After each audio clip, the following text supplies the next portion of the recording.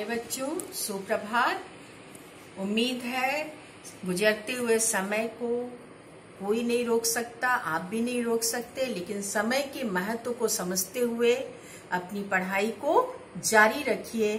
इसी उम्मीद के साथ मैं आज का कालांश शुरू करती हूँ। प्यारे बच्चों, आपने पिछले कालांश में पढ़ा उच्चारण, तुकबंदी और संयुक्त व्यंजन। उम्मीद है कि वो आप सब समझ गए होंगे। बहुत से बच्चों ने अपने काम मुझे दिखाए और संतोषजनक और अच्छे भी थे। चलिए अब हम लोग आज पार्ट 2 चिट्ठी के अक्षर में अनुस्वार, अनुनासिक और मानक रूप के बारे में जानेंगे। चूंकि ये पार्ट थोड़ा बड़ा है, इसलिए इसको हमने 2 भागों में बांटा है। आधे भाग को हम आज पढ़ेंगे और आधे भाग को हम अगले कालांश में आपको बताएंगे। ठीक है बच्चों, तो चलिए अब हम अपने विषय की तरफ बढ़ते हैं। जैसा कि आप देख रहे हैं, अनुस्वार एवं अनुनासिक। अनुस्वार और अनुनासिक आपने पिछली कक्षाओं में निश्चित रूप से जाना है और पढ़ा है। मैं आपके पूर्व ज्ञान को आज फिर यहाँ पर जोड़ती हूँ।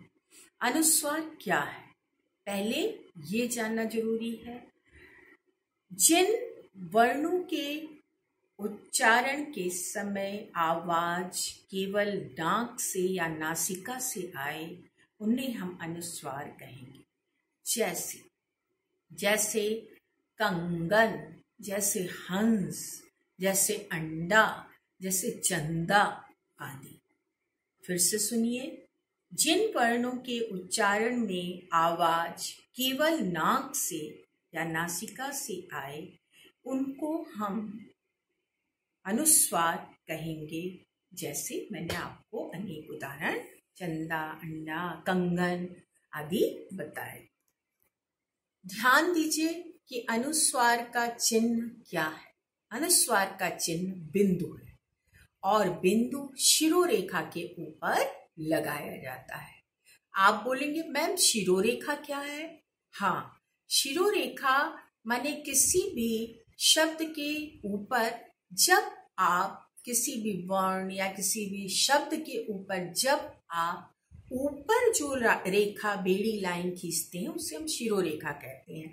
जैसे चिट्ठी के ऊपर जो ये लाइन है, ये शिरोरेखा है। ठीक है, तो शिरोरेखा के ऊपर हम इस तरह से संपादक, देखिए संपादक में जैसे हमने बिंदु का चिन्ह देखा, ये अनुस्वार का चिन्ह है। इतनी बात समझ में आई।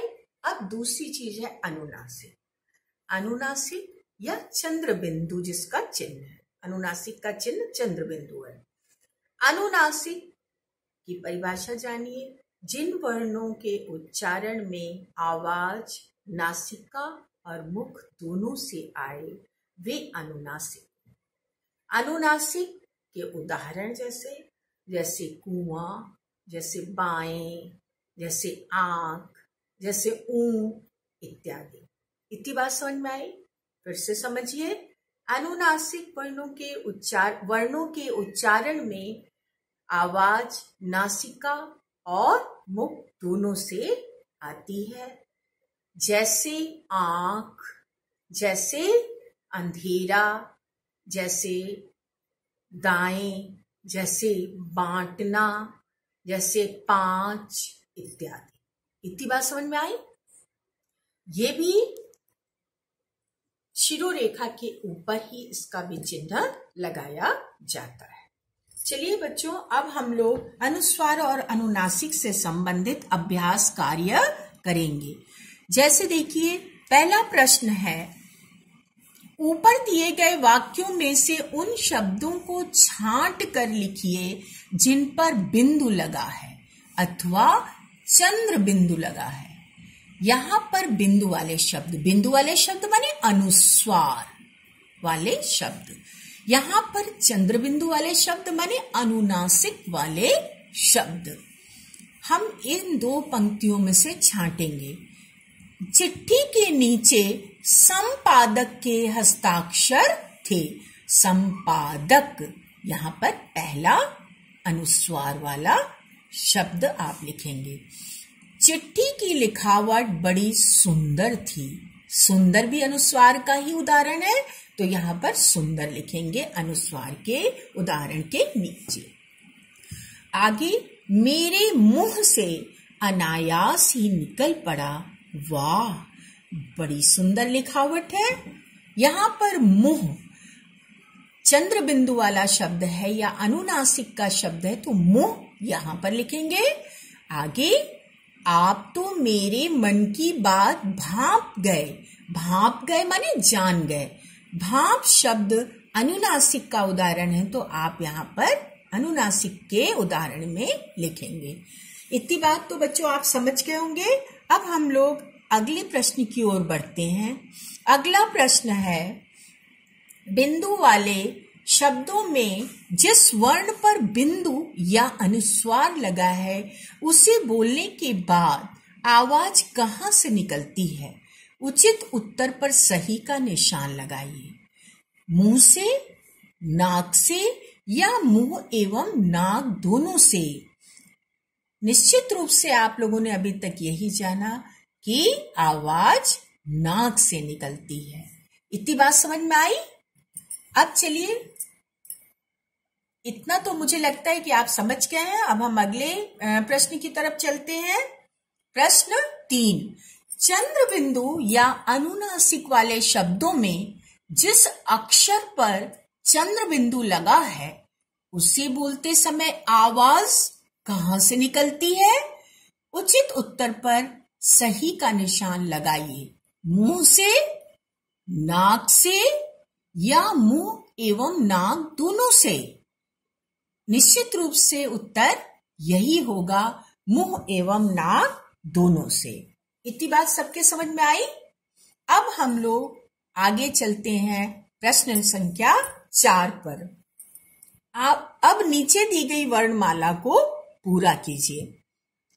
जैसा कि आप लोग जानते हैं कि क के बाद ख, ग, घ, अंग, च के बाद छ, ज, झ, इया, ट के बाद ठ, ड, ढ, ण, त के बाद थ, द, ध, न, प के बाद फ, ब, भ, म। प्यारे बच्चों, ये क से लेकर प तक 5 वर्ग हैं। पहला वर्ग है क वर्ग। क वर्ग में कौन कौन से व्यंजन आएंगे? क, ख, ग, घ, अंग। और दूसरा है च वर्ग। च वर्ग में कौन से व्यंजन आएंगे? च, छ, ज, झ, इया। और तीसरा है ट वर्ग। ट वर्ग में कौन कौन से व्यंजन आएंगे? ट, ठ, ड, ढ, ण। और चौथा है त वर्ग। त वर्ग में कौन कौन से व्यंजन आएंगे? त, थ, द, ध, न। ठीक है बच्चों, अब हम लोग प वर्ग और पांचवा है प वर्ग। प वर्ग में कौन कौन से व्यंजन आएंगे? प, फ, ब, भ, म। इतनी बात सबके समझ में आई? आप सोचेंगे मैम ये हमें 1, 2 LKG की बातें क्यों बता रही हैं? निश्चित रूप से यहाँ पर उन चीजों को आपको याद करना पड़ेगा फिर से। क्यों सही क्रम में, क्योंकि यहाँ पर आपको उसका उपयोग करना है। 5 वर्ग हमने बताए। क वर्ग जिसमें 5 व्यंजन थे, च वर्ग जिसमें 5 व्यंजन थे, और तीसरा ट वर्ग जिसमें भी 5 व्यंजन थे, और चौथा त वर्ग जिसमें भी 5 व्यंजन थे, और पांचवा प वर्ग जिसमें भी 5 व्यंजन थे। इन 5 वर्गों का अंतिम व्यंजन क्या था? जैसे क वर्ग का अंग, च वर्ग का इया, ट वर्ग का ण और त वर्ग का न, और प वर्ग का म। तो हमारे पास 5 कौन से व्यंजन आए? अंग, इय, ण, न और म। तो ये पांचों जो व्यंजन मैंने बताए, इन्हें हम पंचमाक्षर कहते हैं। क्या कहते हैं? पंचमाक्षर। पंचमाक्षर क्यों कहते हैं? क्योंकि ये पांचों वर्ग का 5वां वर्ण है। कौन कौन से वर्ण पंचमाक्षर में आपने बताए? अंग, इङ, ण, न और म। अब हम लोग आगे उन्हीं का प्रयोग देखेंगे। चलिए बच्चों, इससे तो आप समझ ही गए। और 5वां वर्ण वही लिखा हुआ है। 5वां वर्ण मैंने बताया, क्या बताया? अंगा, इय, ण, न, म। अब चलिए हम लोग आगे चले 5वें क्वेश्चन पे। क्या आप जानते हैं कि कुछ शब्दों को 2 प्रकार से लिखा जाता है? नीचे दिए गए शब्दों को पढ़िए और समझने का प्रयास कीजिए। यहाँ पर अंक, ये अंगा अलग से आपको बेशक दिख रहा है, लेकिन इसका उच्चारण आप अंग का नहीं करेंगे, अंक। और इसी को हम इस तरह से भी लिखेंगे और इस तरह से भी लिखेंगे। चंचल, ये भी चंचल है और ये भी चंचल, लेकिन लिखने के 2 तरीके हैं। ठंडा, ये भी ठंडा है, लेकिन लिखने का 2 तरीका। इसी तरह चंदा, इसी तरह पंप। अब आप लोग ध्यान दीजिए कि आगे क्या लिखा है। शब्द के दोनों रूप सही हैं, मगर आजकल शब्दों को मानक रूप में अर्थात दूसरे प्रकार से लिखा जाता है। दूसरा प्रकार यहाँ पर क्या है? पहला प्रकार ये है और दूसरा प्रकार ये, यानी ये मानक रूप है से लिखा जाता है। जैसे अंक, चंचल, ठंडा, चंदा, पंप शब्द मानक रूप में है। प्यारे बच्चों, आपके दिमाग में ये बात गूंज रही होगी या ये प्रश्न जरूर उठ रहा होगा कि मानक रूप क्या है। प्यारे बच्चों, हिंदी वर्णमाला सर्वत्र एक रूप हो तथा इसके लिखने में और यंत्रों के उपयोग में, यंत्रों का उपयोग, हाँ यंत्रों का उपयोग। आप सोच रहे होंगे क्या मतलब यंत्रों का उपयोग? यंत्रों का उपयोग माने टाइपराइटर, पहले जो चलता था, आप लोग अपने दादा दादी मम्मी पापा से पूछेंगे, टाइप करने के लिए अलग से टाइपराइटर होता था, वो यंत्र। आज के आधुनिक युग में मोबाइल है, कंप्यूटर है। ये यंत्र जो आपको टाइप करने के काम में या लिखने में भी उपयोगी हैं। तो मैं क्या बता रही थी कि हिंदी वर्णमाला के सर्वत्र एक रूप प्रयोग के लिए तथा लेखन कार्य में और यंत्रों के उपयोग में वर्णमाला की अनेक रूपता बाधा न बने, इसलिए भारतीय संघ के केंद्रीय हिंदी निदेशालय के द्वारा हिंदी केंद्र निदेशालय के अनेक वरिष्ठ महान मर्मज्ञ विद्वानों के वर्षों तक चली संगोष्ठियों और विचार विमर्श के बाद हिंदी वर्णों का और हिंदी की संख्याओं का एक निश्चित मानक या आदर्श निर्धारित किया गया और यही मानक या आदर्श हिंदी का मानक रूप कहलाता है। प्यारे बच्चों, आप लोग समझ चुके होंगे कि हिंदी का ये मानक रूप भारतीय संघ के केंद्रीय हिंदी निदेशालय के द्वारा निर्धारित किया जाता है। जैसे आप लोग कभी ध्यान देते होंगे कि आपके किसी सामान पर, कोई आप सामान खरीद के लाए तो उसमें ISI का चिन्ह रहता है। इसी तरह FSSAI का फूड प्रोडक्ट जो है उस पे रहता है। इसी तरह आप लोग होलोमार्क लगता है स्वर्णाभूषण और आभूषण वगैरह पे, तो ये सब भी मानक हमारे केंद्र सरकार या भारतीय संघ के केंद्रीय संस्थानों के द्वारा निर्धारित या मानक निर्धारित किया जाता है। तो चलिए बच्चों, आप मानक रूप के बारे में समझ चुके होंगे। अब हम लोग मानक रूप तो समझ गए और ये मानक रूप ही है, आगे भी मानक का प्रयोग हम लोग बार बार करते रहेंगे। आज आपको क्लियर हो गया तो आप हमेशा मानक रूप को धड़ल्ले से जल्दी जल्दी कर सकेंगे। अब हम लोग अगले प्रश्न की तरफ चलते हैं। प्रश्न संख्या 6। आइए अब इन शब्दों के आधार पर बिंदु लगाने के नियम को समझें। बिंदु माने अनुस्वार। अनुस्वार कैसे लगता है? जैसे आप लोगों ने आज चंदा देखा, तो यहाँ पर अनुस्वार हम कहाँ लगाएंगे, ये हम कैसे जानेंगे? इसके लिए सबसे पहले आप क वाक्य को देखिए। चंदा, चंदा शब्द में आधा वर्ण कौन सा है? आधा वर्ण आपको समझ में आ रहा होगा, न आधा है। क्यों? क्योंकि न आधा था, तभी इस तरह से संयुक्त हुआ है द के साथ। सबके समझ में आया? तो न यहां पर आप लिखेंगे न हलंत चिन्ह के साथ। क्या लिखेंगे? चंदा शब्द में आया आधा वर्ण क्या है? न हलंत, हलंत चिन्ह के साथ। ख, यह पांचवा वर्ण किस वर्ग का है? आप बताइए, न किस वर्ग का पांचवा वर्ण है? आप बताइए जरा। तो मैं आपसे पूछती हूं, मैंने आपको बताया था तवर्ग। तवर्ग में त, थ, द, ध, न। तो न किस वर्ग का है? त वर्ग का। तो यहां पर हम लिखेंगे यह पांचवा वर्ण त वर्ग का है।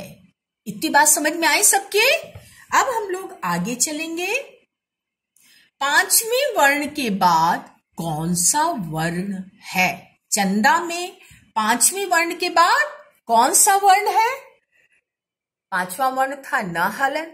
अब उसके बाद कौन सा वर्ण है चंदा में? द। द क्या है? उसी वर्ग का है। त, थ, द। द भी त वर्ग का ही है। इतनी बात समझ में आई? पांचवें वर्ण के बाद कौन सा वर्ण है? द। द वर्ण है। ठीक है। पांचवें वर्ण के बाद वाला वर्ण किस वर्ग का है? जैसा कि अभी हमने आपको बताया, किस वर्ग का था? त वर्ग का था। तो यहां पर आप त वर्ग लिखेंगे। क्या पांचवा वर्ण और उसके बाद वाला वर्ण एक ही वर्ग का है? हाँ, पांचवा वर्ण कौन सा? न। और उसके बाद वाला वर्ण उसी वर्ग का द है। त, थ, द, ध, न दोनों एक ही वर्ग के हैं। इतनी बात समझ में आ रही है? चलिए अब हम आगे चलेंगे। चंदा शब्द में पांचवें वर्ण के स्थान पर किसका प्रयोग किया गया है? चंदा शब्द में आप लोगों ने देखा था, जो पुराना रूप था उसमें च, उसके बाद न जोड़ दा था, यानी चंदा में न आधा जुड़ा हुआ था। किंतु जो मानक रूप था उसमें च पर अनुस्वार लगा था और दा लिखा था। इतनी बात समझ में आई? तो चंदा शब्द में पांचवें वर्ण के स्थान पर किसका प्रयोग किया गया है? अनुस्वार का। आई बात समझ में? किसका प्रयोग किया गया है? अनुस्वार का। क्या चंदा शब्द के पांचवें वर्ण में अस्वर है? नहीं। चंदा शब्द के पांचवें वर्ण में पांचवा वर्ण कौन सा है चंदा शब्द में? न। और न क्या था? हलंत चिन्ह के साथ था। हलन चिन्ह जहां लगा वहां पर कोई स्वर नहीं है। हल का एक अर्थ व्यंजन भी होता है बच्चों, ये बात आप समझ लीजिए। हलंत चिन्ह वहीं लगता है जो व्यंजन स्वर के बिना।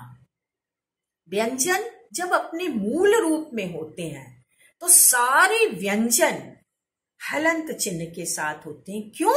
क्योंकि व्यंजन ही हल है और जहां पर स्वर नहीं है वहां पर आपको हलंत चिन्ह लगेगा व्यंजन में। जैसे ही व्यंजन के मूल रूप में स्वर जुड़ता है, हलंत चिन्ह हट जाता है। ठीक है, तो इतने विस्तार में मुझे बार बार इसलिए बताना पड़ रहा है कि यहाँ पर अनिवार्य है आपको ये जानना। तो हम इस प्रश्न पे आते हैं बच्चों 6 में, क्या चंदा शब्द के 5वें वर्ण में अस्वर है? नहीं, अस्वर नहीं है। चलिए अब हम लोग आगे चलते हैं। यदि 5वें वर्ण के बाद वाला वर्ण उसी के वर्ग का कोई अन्य वर्ण हो तो उस 5वें वर्ण की जगह बिंदु का प्रयोग किया जाता है। यह बिंदु 5वें वर्ण से पहले वाले वर्ण पर लगाया जाता है। इस बिंदु को हम अनुस्वार कहते हैं। यहां पर जो बात बताई गई वो मैं पहले ही आपको बता चुकी हूं। फिर से ध्यान दीजिए, पूरा जो आपने अभी अभ्यास किया क से लेकर 6 तक, यही बात समझाने के लिए आपको अभ्यास कराया गया। क्या बताया गया?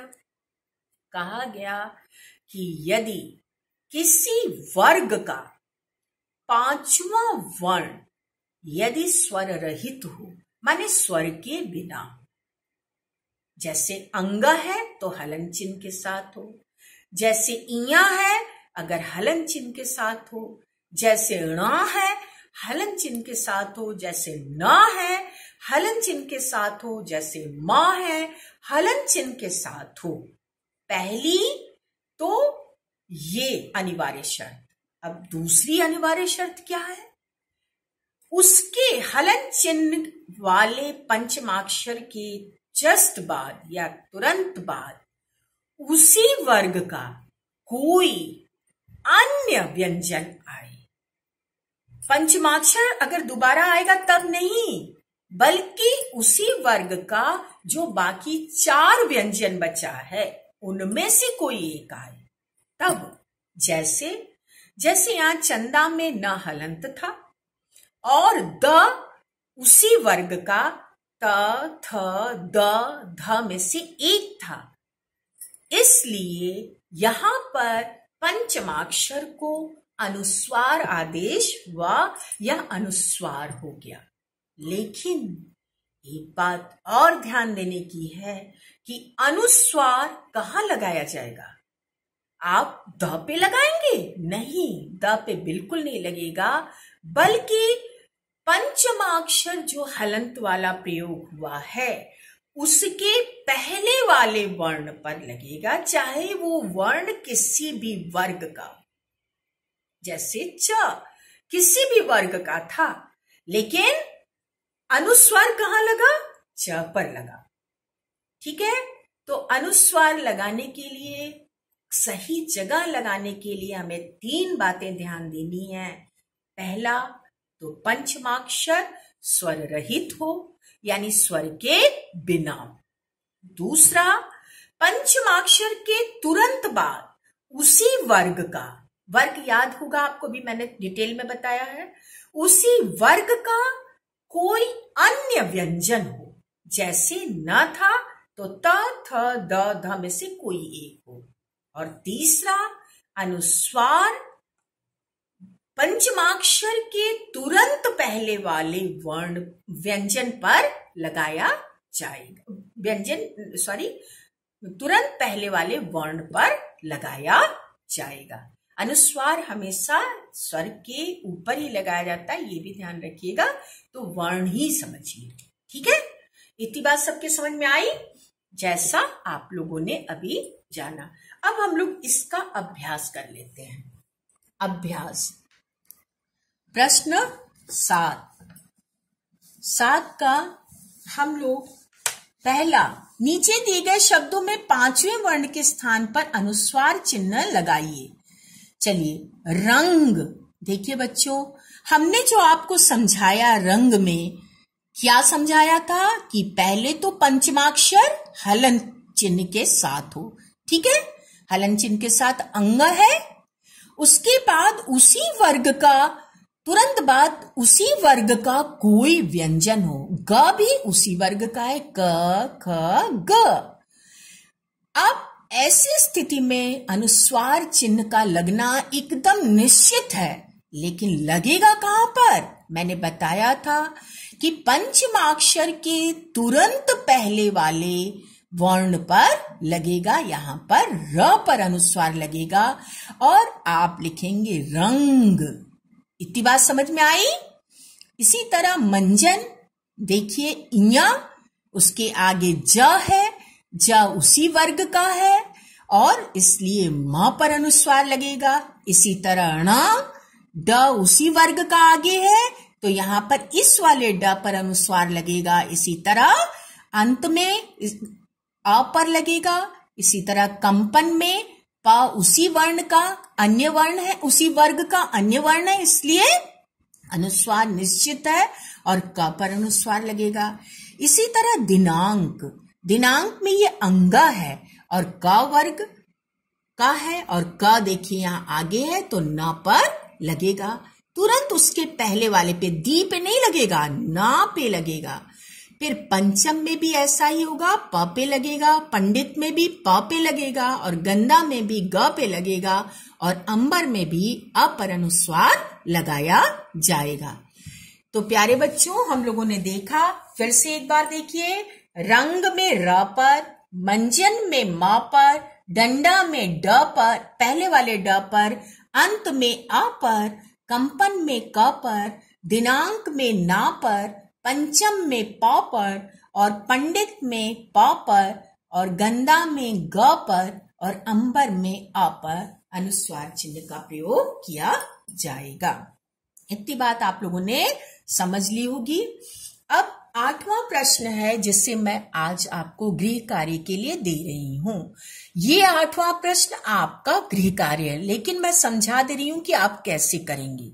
ध्यान से देखिए, नीचे दिए गए शब्दों में उदाहरण के अनुसार सही स्थान पर अनुस्वार का चिन्ह लगाइए और वाक्य बनाइए। जैसे यहाँ रग, रग का अर्थ है नसें, रग का अर्थ है नस, ठीक है। नस समझते ना, वेन्स जो आपके शरीर में है वही, उनको हम रग कहते हैं। किंतु जैसे ही अनुस्वार हुआ वो उसका अर्थ बदला, रंग बन गया, रंग कलर, ठीक है। इसी तरह से गदा, गदा जो हनुमान जी गदा लेते थे, जो भीम गदा लेते थे, एक तरह का वो शस्त्र है, ठीक है। और गदा जैसे ही अनुस्वार लगा तो बन गया गंदा, गंदा माने जो अस्वच्छ हो। फिर चिता, चिता माने अग्नि। और चिंता, चिंता बन गया, और चिंता माने किसी चीज के बारे में सोचते रहना या चिंतित होना, ये चिंता। अब आगे वाक्य प्रयोग, जैसे रंग का प्रयोग इन्होंने किया, सुशीला लाल रंग के फूल लाई, ठीक है। इसी तरह से आप भी वाक्य प्रयोग करेंगे, किस चीज का? गदा का नहीं, गंदा का, चिता का नहीं, चिंता का। ये दो आप वाक्य बनाएंगे। इतनी बात समझ में आई? ये गृह कार्य आप अपने गृह कार्य की कॉपी में करेंगे और कक्षा कार्य में जितने अभी मैंने अभ्यास कराए वो सारे आप कक्षा कार्य में करेंगे। और एक फोटो भी मैं भेज रही हूँ जिसमें मानक और अनुस्वार अनुनासिक के बारे में बताया गया है, और साथ में जो कल मैंने पढ़ाया था तुकान शब्द और संयुक्त व्यंजन के बारे में, उससे भी आप नोट डाउन कर लीजिएगा। प्यारे बच्चों, आज का कालांश यही समाप्त होता है। अगले सत्र में हम इसी अनुस्वार अनुनासिक और मानक रूप के अन्य अभ्यास के प्रश्न करेंगे। धन्यवाद बच्चों, स्वस्थ रहिए, प्रसन्न रहिए।